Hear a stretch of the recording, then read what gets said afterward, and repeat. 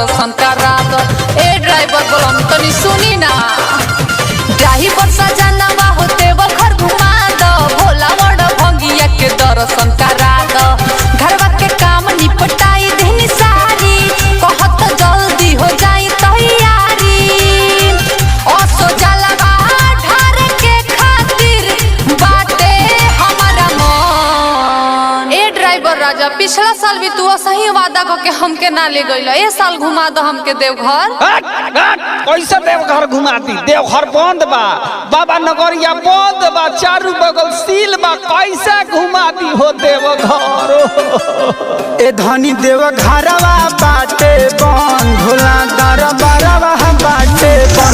ए धनी देवघरवा बाटे बन, बाबा दरबारवा बाटे बन।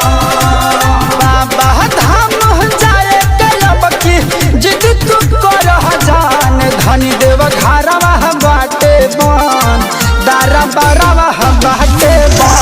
ए धनी देवघरवा बाटे बन, बाबा दरबारवा बाटे बन।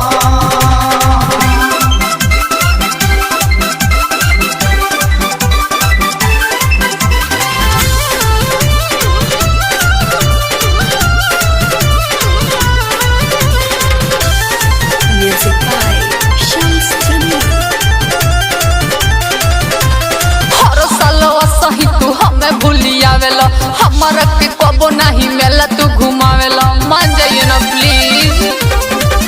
अरे लागल लॉकडाउन बाटे, बंद पूरा टाउन बाटे, काहे न बुझेलू हमार धनिया। अरे केहू नहीं जात बाटे, चहलवा चढ़ावे सुना, मेहनत बहतिया हमार धनिया। नइखे जाए के तो ऐसे तू बहाना कर जा। हम बहाना करतनी, धालिन करो ना तो लगबू आही माई तो का करत तनी? ए जा सुशीलवा के माई मास्क लगा के चल गईली। अरे बाप में ए धनी देवघरवा बाटे बन, दरबारवा बाटे बन। ए धनी देवघरवा बाटे बन, बाबा दरबारवा बाटे बन।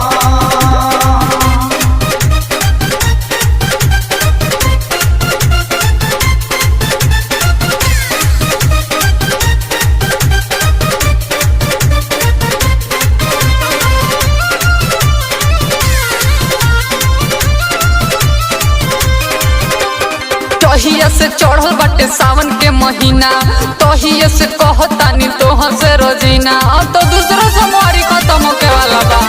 अरे राइटर रविंदर मुकेश के बोलावतानी, उन्हीं से पूछ लो हमार धनिया। अरे चारू ओरिया बाही कोरोना के बहाला सुना, केहू नइखे जात ए हमार प्रिया। लागे ई है कहते सावन तू बिताइबो ये गुस्सा। ए ड्राइवर सैया, मुंह मारो तारा झूठ बोला के, कबो करो ना कबो कुछू, तारी है बहाना लागो रहते हेउ साल ला ले जेबा का। ए राम प्यारी भादो में चली ह। ए धनी देवघरवा बाटे बन, बाबा दरबारवा बाटे बन। ए धनी देवघरवा बाटे बन, बाबा दरबारवा बाटे बन।